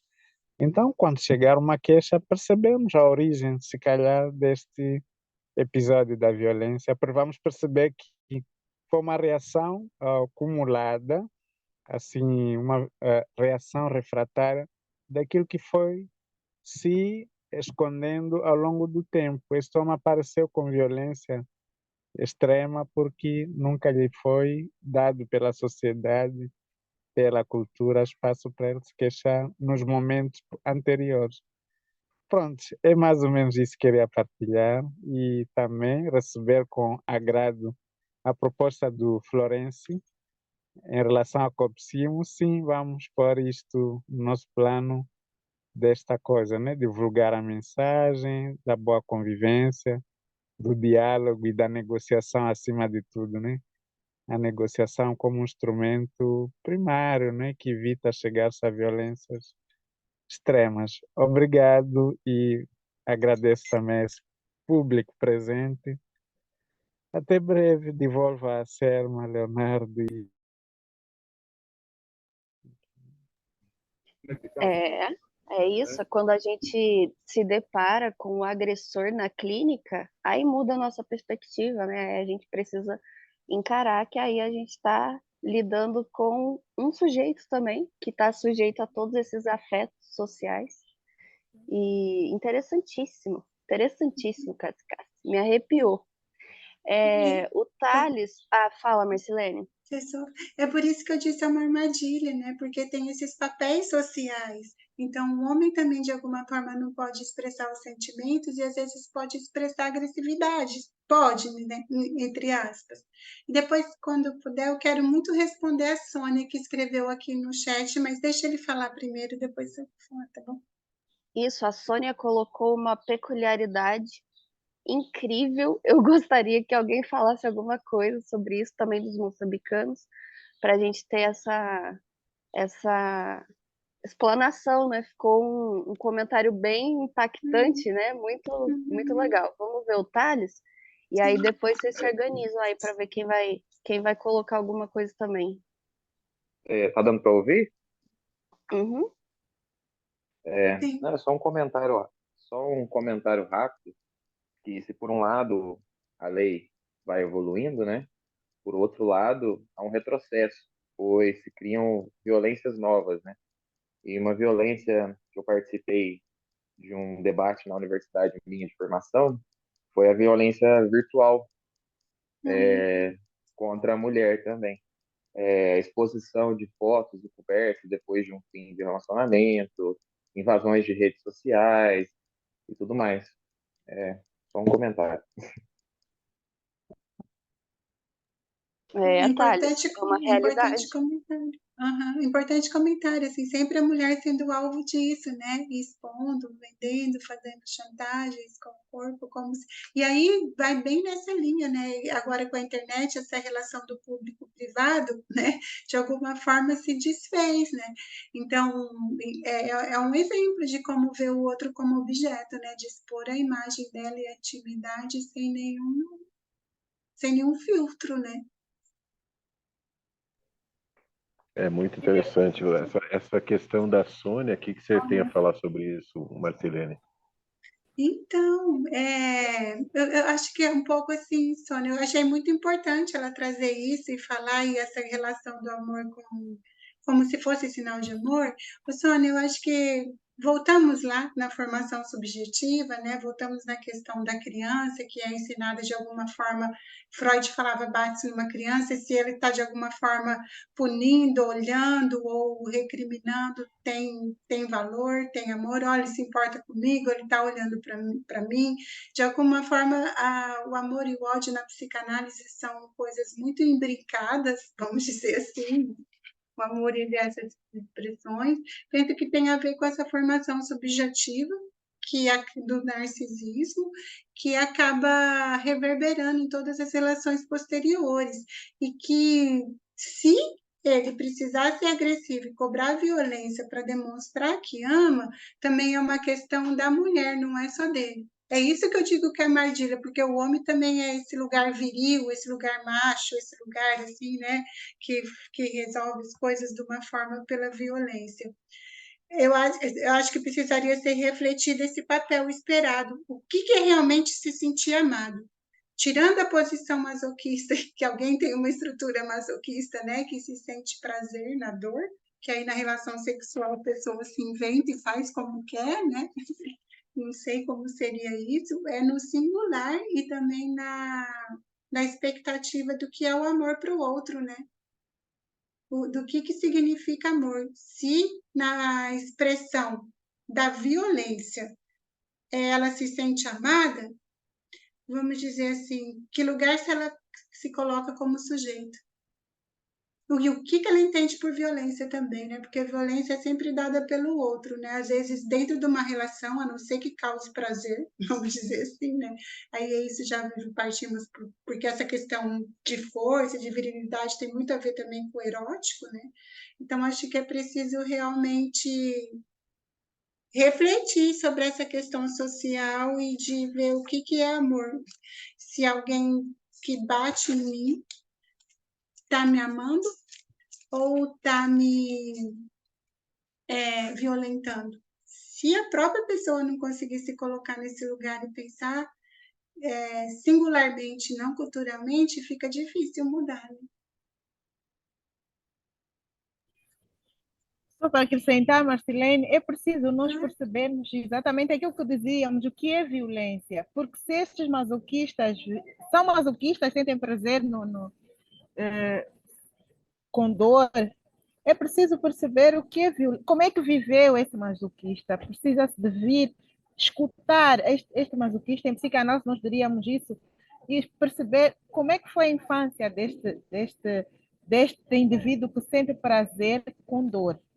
Porque pode ter se tornado masoquista por causa da vivência, por exemplo.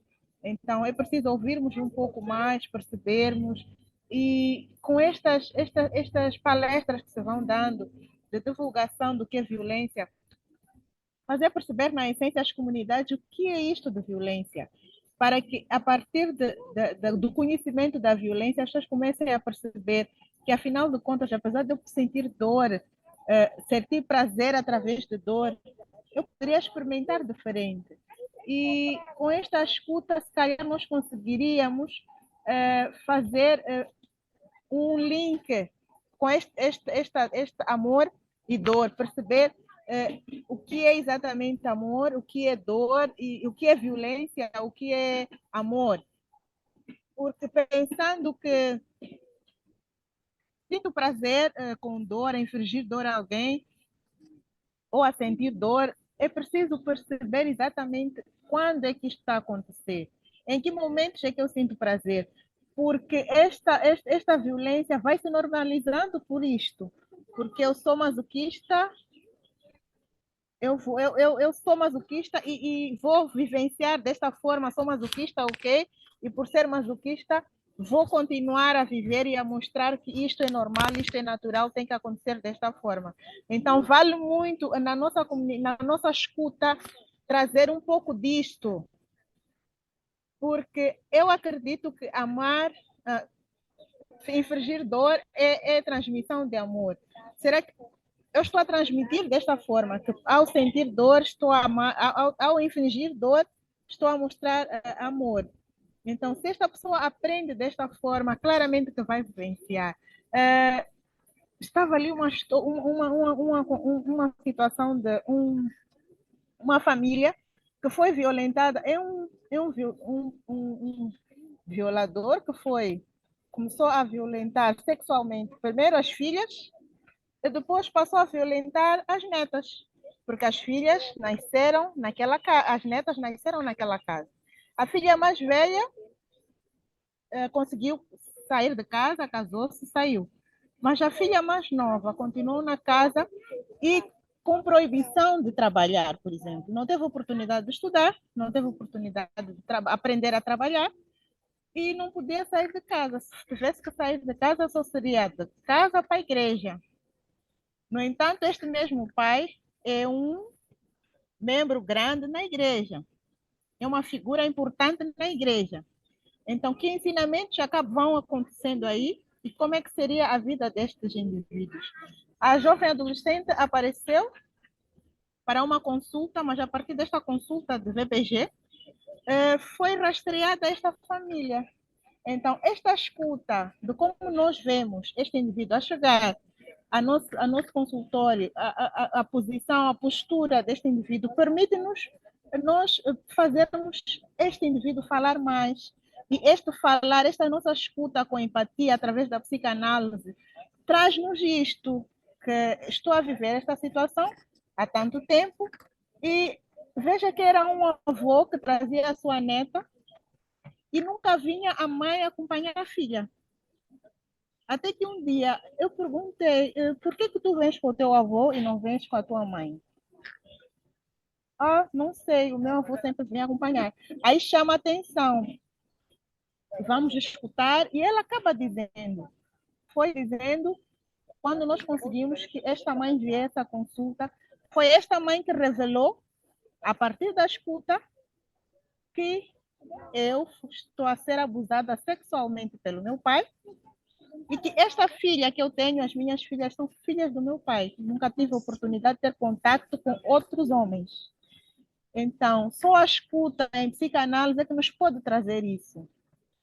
Então, esta escuta com empatia, e se ela não teve oportunidade de conhecer um outro homem, será que já sentiu prazer sexual?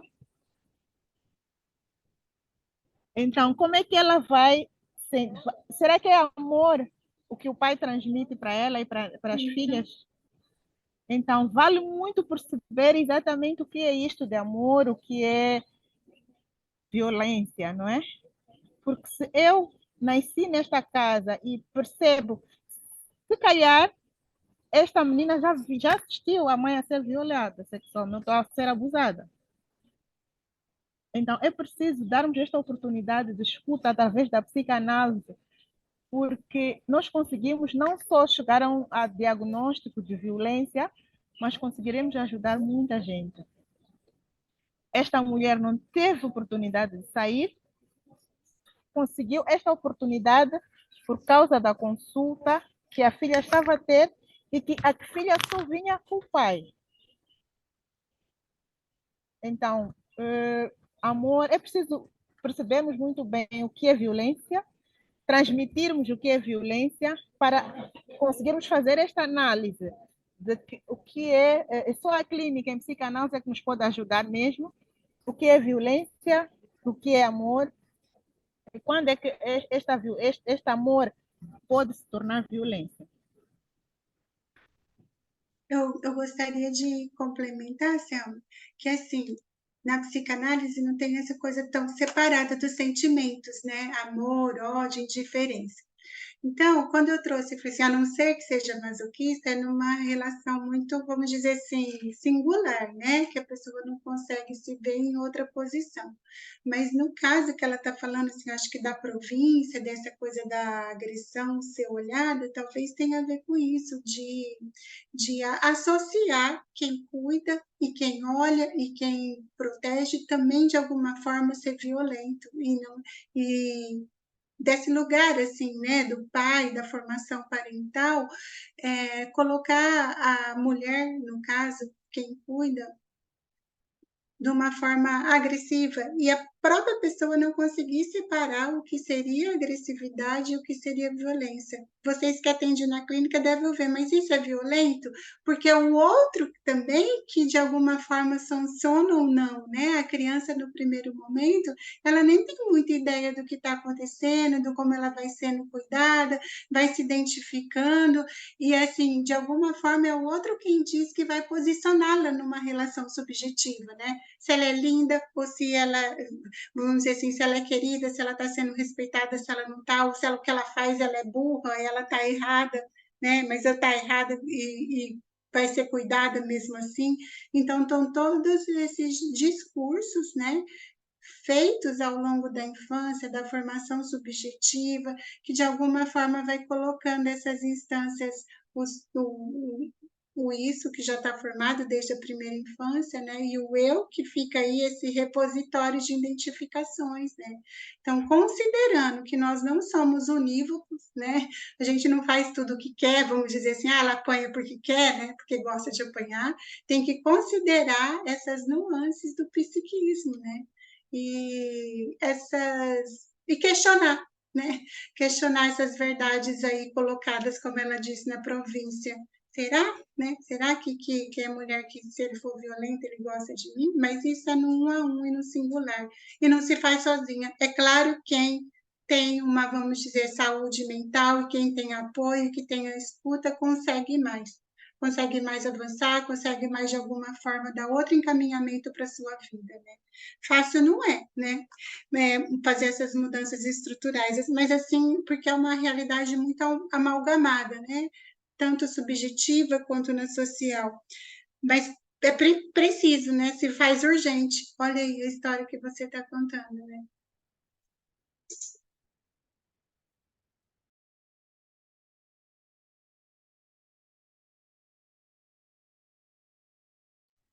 A gente tem bastante questão, né, nesse ponto de entender o que foi colocado aqui no chat pelo Agostinho, a questão, o papel da cultura na formação da personalidade, né? E isso é interessante porque varia de país para país, né? Tem países onde a proximidade e o contato já implicam alguma forma de abuso, alguma forma de intimidade não permitida ou não permissiva. Outros têm um pouco mais de possibilidade e aceitam isso socialmente, e outros caracterizam países mais machistas, mesmo legalistas nesse sentido, caracterizam um lado muito mais favorável ao lado masculino do que ao feminino. Isso implica uma série de distorções sociais e essa normatização que a Sarah vem falando da, da, da permanência, da perpetuidade da violência. Então, a questão cultural é sempre um entrave, e, ao mesmo tempo, é uma possibilidade de enxergar, a partir desses olhares, qual é o papel da sociedade de uma forma geral, qual é o papel do homem, da mulher e da convivência e das crianças, enfim. Eu acho que a gente, quando está numa sociedade em que pode questionar e enxerga isso, como a Marcelina estava dizendo, não precisaria, em teoria, de leis para que isso seja cumprido, para que isso seja determinado, né? A própria convivência deveria ser uma possibilidade de entendimento e de olhar dessas personificações, desses papéis na sociedade, né? A Silvia tem um caso interessante de uma pessoa nesse sentido também, né? De que acaba não entrando na denúncia por ter um papel social e por não querer gerar problema com o marido que é religioso, nesse sentido, né? É uma coisa que, como disse a Marcilene, não vai ouvir isso, então não vou citar nomes, mas é uma. Por isso a gente sempre cai na Eva, né? É sempre o nosso exemplo eterno, assim, porque é uma é uma moldura, né? É uma estrutura. Aí o Leandro falou lá que acho que foi o Leandro, né? Que o machismo tá igual tá o racismo, né? A gente nem percebe o racismo que a gente coloca, a não ser que a gente dê ouvidos, escute o que tá sofrendo, tá falando assim, ó, isso é racismo, mas por quê? Ah, porque isso, e explica, e a gente, então é isso mesmo, e eu tô caindo nesse discurso também. Mas é interessante essa coisa da religiosidade. Eu estudei o Islã por muito tempo. É uma religião muito interessante, muitíssimo interessante, que eu tenho um respeito muito legal, gosto demais. Já fiz o Hajj, foi uma coisa maravilhosa na vida, uma coisa muito legal. E é uma religião que você tem uma estrutura para essa. Pode ser forte que eu vou falar, mas para essa agressão. Já tem um silenciamento natural das mulheres. E aí é um trabalho. Você ouvir a muçulmana e você conseguir é, entender o papel dela como muçulmana, como mãe, como mulher, como esse pilar da casa. É interessante. Umas discussões que a gente entra também sobre religião, que entram nessa estruturação do machismo. Então, eu gostaria de retomar essa questão do masoquismo. Vamos separar que não é estrutura masoquista, tá? E talvez o masoquismo é uma posição. Eu estava falando mais em questão em relação sexual, mas tudo bem, a mulher talvez seja colocada nesse lugar do masoquismo erógeno aí, né, de não ter desejo.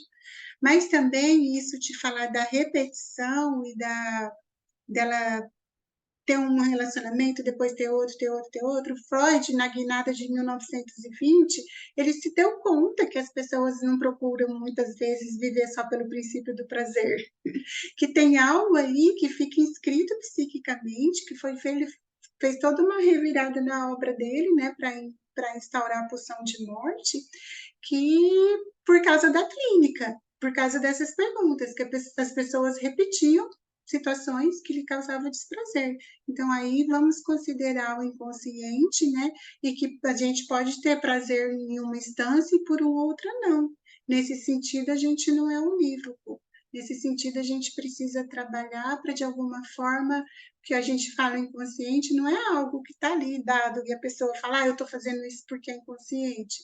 Não é assim, né? A gente acaba sendo movido por essas instâncias sem, de alguma forma, mesmo que sofrendo, fala, mas eu não consigo fazer diferente. Você já deve ter escutado isso, né? Mas, de novo, eu nesse lugar, foi isso que Freud teorizou, né, como esse lugar da compulsão à repetição, do dedo podre, aí no discurso popular, né, e nas formas de sofrimento que faz a pessoa adoecer fisicamente também, vamos dizer assim, que uma coisa não é tão desligada da outra, e não consegue sair porque não consegue falar das questões que lhe atravessam, porque às vezes elas nem estão muito claras para ela mesma.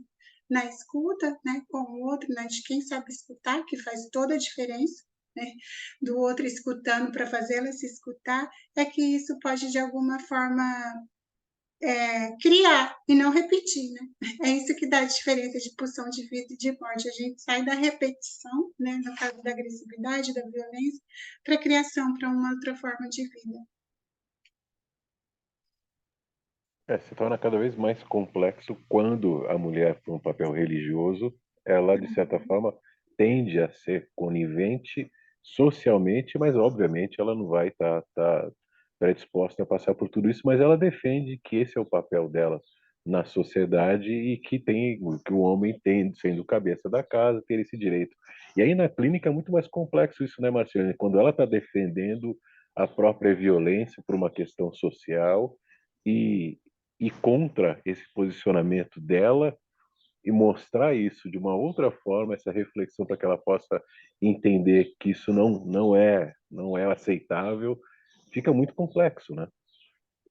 Fica complexo e, ao mesmo tempo, né, eu acho que na clínica, como a gente não está nessa posição, na função de analista, né, de dizer como o outro tem que viver, fazer ela se implicar, né, bom, mas é isso, se você se incomoda, né, como fazer para repetir?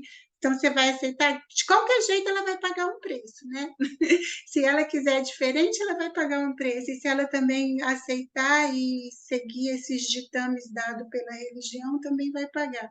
Eu acho que o que a clínica pode fazer é fazer ela se escutar e ver que o preço ela está disposta a pagar, né? Que a vida, de alguma forma, é ela que vai ter que fazer essa escolha, né? Não é, de alguma forma, o analista dizer, olha, isso é violência, não é, porque a violência ela que vai ter que nomear, né? Que vê como violência. Entende? Assim, por mais que a gente tenha teorias, por mais que a gente saiba, fala, bom, mas você vai passar por isso, né? Você pode questionar, né? Você fala, não, mas é assim. E ela vai falar, bom, mas é por causa disso, disso. Então, vai escutar, né? Talvez para ela passar por isso com menos sofrimento ou não, né? Não é ela fazer mudar, não é você fazer mudar toda essa questão do papel de como ela quer ocupar e se ela quer e que preço ela está disposta a pagar, né? Agora, isso ela que vai ver, né? Não é a gente, como analista, que vai dizer isso está errado ou não está, isso é violência ou não é. Então, é por isso que o analista também tem que fazer sua supervisão e sua análise, né? Para também não tentar se colocar ali com essas ideias estereotipadas, né? Tanto de quem vai denunciar, quanto de quem acaba se sujeitando. E que é muito repetitivo, né? Na clínica, as mulheres que sofrem de violência, o quanto que é muito repetitivo esse circuito, né? De separa, volta, mesmo depois até da entrada do jurídico. Então é assustador você ver quanto o ser humano é ambivalente. Já teve mulheres que foram até esfaqueadas e o marido foi visitá-la no hospital e ela quis. Entende? Então, a gente, como nós somos muito complexos e somos uma bricolagem, né, de identificações, sentimentos de amor, ódio, ditames aí, né, já instaurados especificamente ao longo do tempo, é um assunto muito complicado você determinar, né, que seria violência para o outro, mas é possível você escutar o outro e fazer ele se implicar no que ele se queixa, como Freud dizia, né? Acho que é isso. Eu achei... É interessante, tem um comentário aqui do Jorge Cassi dizendo que os ciclos da dependência emocional podem dar uma ideia de que as vítimas sejam masoquistas, numa situação de provável mecanismo imaturo de defesa. Concordo que a escuta pode ajudar a vítima de violência a conseguir tomar uma nova direção. E também precisamos escutar o violador para termos uma ideia de possíveis significados de sua atitude da violência. Sim, eu acho que eu vi, por isso que eu acho que essa questão do feminismo... Quando é possível, né, pessoal, quando é possível ouvir esses lados todos, é o ideal, né? Mas nem sempre essa possibilidade acontece na clínica, né? Tem outro comentário dele, interessante observação, nunca mais ficaremos sem poder suficiente nomear. Em vez de ler, talvez o Jorge queira falar, não sei se está com ele, com a internet dele ruim. Enfim. Ok. Sim, obrigado mais uma vez.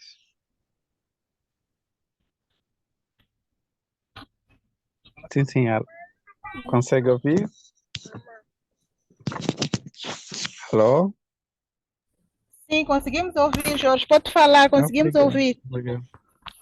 Não, fiquei mesmo nesta, não é? É muito aprendizado, de facto, o debate aqui que a Marcelene traz, a partir também deste caso da Sílvia, não é? Que temos ali uma mulher que naturalmente já está preparada nos ditames e numa linha, numa direção. Então, realmente, se formos nós já tomamos a decisão ou a iniciativa de nomear que o que ela está não é normal ou é violência, isto pode, de certa maneira, confundir ainda mais. Sim, a proposta seria essa de dar o espaço ou fazer ela se escutar e, a partir dela, nomear o que realmente é. Então, por exemplo, é comum nos nossos programas, nós aqui temos ainda mais o atendimento institucional. A Selma aqui, as experiências que ela traz, muitas delas têm a ver com o sistema assim da assistência pública dentro do Ministério de Saúde, em que já existem esses espaços, esses gabinetes, e os gabinetes muitas vezes sim tendem a funcionar a partir de padrões, porque de facto eles já têm ali uma lista, um checklist de acontecendo isto, aquilo e até aqui, isto sim se classifica ou se enquadra nesse tipo de violência. E sendo também um ou dois, três, quatro sinais, também isso se classifica como violência. Então, facilmente podemos cair num erro de nomear e de agir, não é?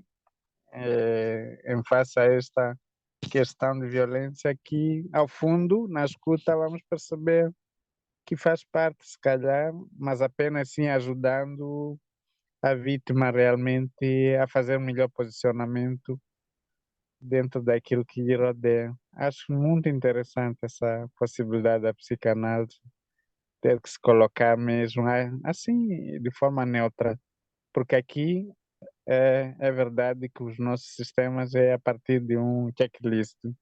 A Selma vai poder dizer isso, né? Porque o cantinho lá já tem até cartazes e tudo mais que classificam essas violências e muitas vezes ali vai-se mesmo só para rotular, para carimbar, né? Como dissemos cá, para carimbar. Ela vai para ser dita que sim, classifica-se com violência e vai se proceder em conformidade.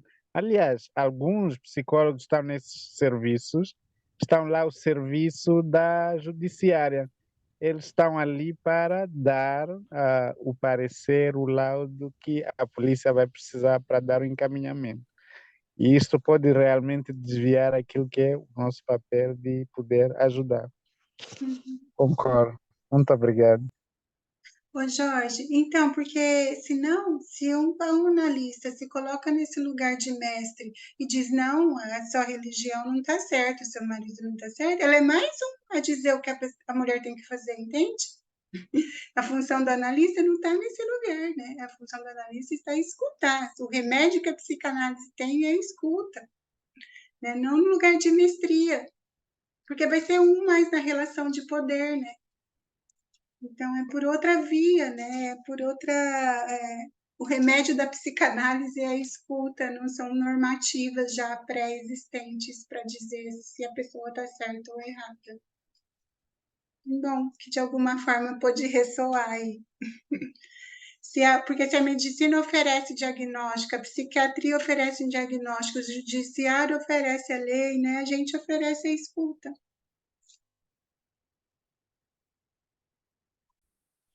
É interessante essa fala. A gente oferece a escuta, e a escuta é a possibilidade de ouvir com clareza tudo que está sendo dito, tudo que também não está sendo dito, mas que gostaria às vezes de ser dito e ainda não é o momento. E aí a psicanálise, o papel dessa escuta tem que ser essa possibilidade, como o Jorge falou, dessa neutralidade de permitir com que a pessoa se abra e converse e conte o momento que ela está vivendo, o que ela está experimentando, de que forma ela está entendendo esse processo, para que isso, aos poucos, possa se tornar mais consciente e entender que essa realidade, se for o caso, é amparada, como a Marcelina está dizendo, pela lei, é amparada por várias esferas, é amparada por vários olhares e várias atenções. Quer dizer, a gente tem que poder ter essa possibilidade de ter essa escuta de uma forma aberta, limpa, clara e neutra. É interessante também colocar que essa pessoa que eu atendo, essa mulher, ela, quando ela começou nesse movimento do empoderamento, dela se descobrir como mulher, que tem leis que estão. O maior argumento dela é para ele, que é esse ex-marido violento, você não está sob as leis islâmicas, você está no Brasil, onde o que você está fazendo é um crime. Você está me ameaçando, você está ameaçando a minha família, isso é crime aqui. Esse é o maior argumento dela.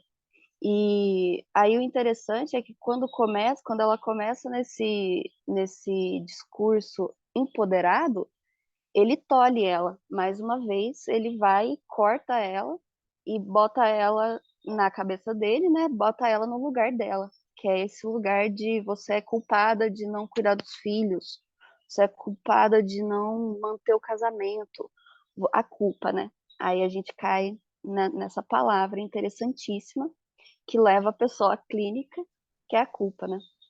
Fala, Marcelene. Porque a culpa vem bem nessa coisa, se a pessoa é neurótico, né? Vem bem nessa coisa da culpa, de pegar por esse viés. Como é que você não está correspondendo ao que está dito na lei, seja ela jurídica ou na lei do Islã, né? Então, e a mulher já dessa forma subjetivamente, vamos dizer, fomentada dessa forma, né, de seguir certos ditames, talvez acabe tendo essa posição, como eu disse, mais masoquista, de não aceder o seu desejo, né, mas de sim se sujeitar ao desejo do outro. Perfeito, gente. Acho que vale muito escutar um pouco mais a ela, porque ela pode estar a esconder através da religião, mas ela pode ser mesmo uma dependente emocional. Porque se nós escutarmos um pouco mais a ela, podemos perceber o que é que há por detrás desta situação que ela defende com a religião, a partir dele.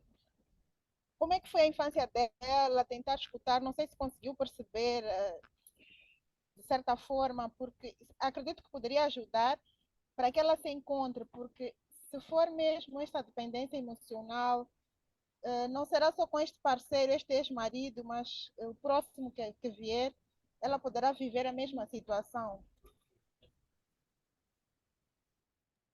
Sim, Selma, nunca é só o que a gente fala do que está acontecendo na análise, né? Nunca é só isso que a gente coloca. Esse estudo do caso é uma coisa muito mais embaixo, né? Aí você pergunta para essa pessoa como é que foi a sua infância. Foi uma infância solitária. Aí você já encontra, assim, elementos grandiosos, porque aquela solidão vai acompanhar a adolescência, depois vai acompanhar essa mulher que decidiu aquele parceiro, que já sabia que era daquele jeito, escolheu porque era daquele jeito. Aí tem esse aparato, essa estrutura religiosa que dá essa argumentação. Mas não é só isso, né? Nunca é só isso, é sempre essa estrutura toda cultural. Ela é uma mulher brasileira, sabe? Então ela comprou, ela adquiriu essa cultura islâmica, mas a base dela, a base social dela é Brasil, sabe? É uma coisa que ela quis ter essa estrutura, e ela usa essa estrutura religiosa sem dúvida nenhuma. E aí a gente vai para... É um caso, né? A gente tem que abrir mais uma conversa, né? Para a gente descer isso tudo. Assim, é só um ponto mesmo dessa argumentação religiosa como muleta mesmo, como uma forma de se expressar, de tentar chegar no outro, de afetar o outro. Olha o que você está fazendo, né?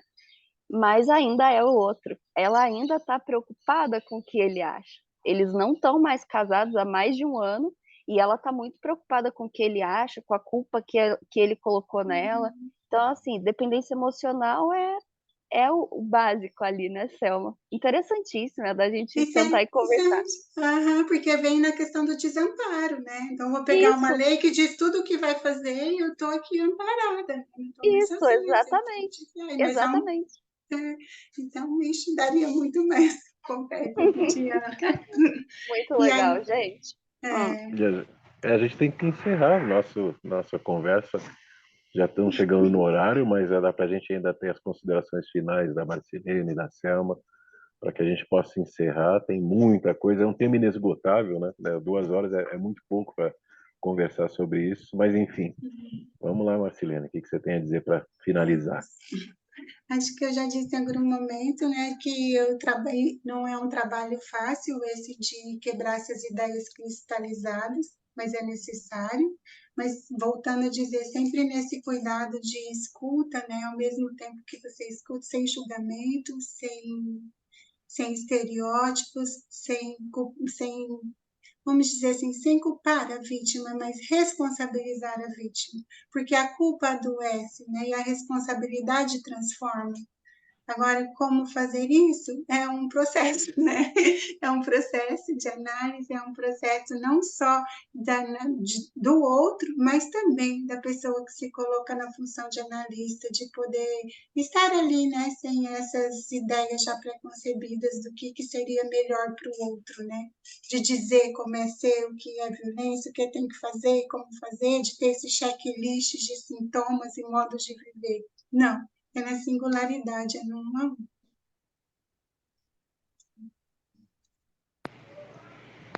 1. Ótimo. E Célia, você está indo por aí, Célia? Selma. Foi um prazer estar aqui hoje para falar da violência doméstica, especificamente.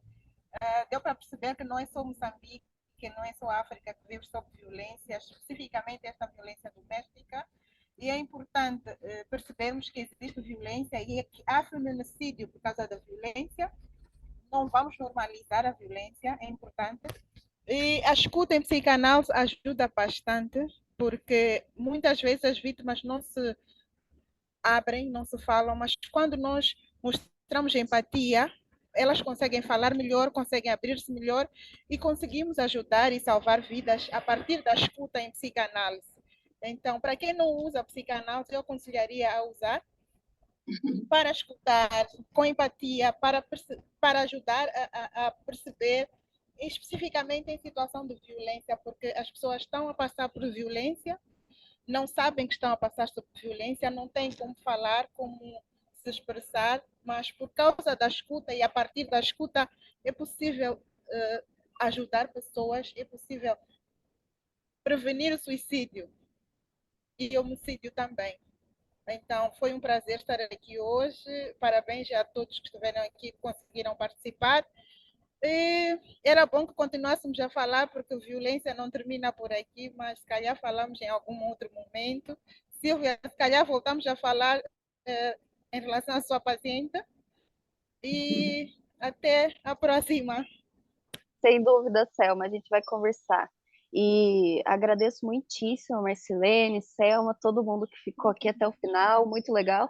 E como diria a Helena, se ela estivesse aqui, a nossa proposta é nunca esgotar um tema, né? É sempre falar e falar e falar, e a gente sempre vai ter o que falar sobre isso. Não é, isso, Silvia? gente. Sempre falta algo, não é? Na psicanálise. Sempre, Marcilene. Exatamente isso, exatamente. Vamos lidar com isso. Muito Eu obrigado, posso tirar uma pessoal. foto? Muito obrigado. Pode. Posso tirar uma foto? Fica à Pode, vontade. legal. Obrigado, Marcilene. Obrigado, Selma, Jorge, Florescêncio, Silvia, tantas contribuições, Thales, da gente poder estar conversando sobre isso num sábado de manhã ou à tarde, conforme o lado do hemisfério que a gente está. Enfim, valeu pela participação, valeu pelas falas e vamos nos encontrar no próximo sábado novamente. É isso, pessoal. Vamos encerrar aqui. Obrigadão a todos. Valeu. Obrigado. Canimando. Carimando. Tchau, tchau. Boa tarde. Tchau, tchau. Obrigada, gente, pela escuta. Tchau, tchau. Boa tarde. Tchau, tchau. Valeu, pessoal. Tchau.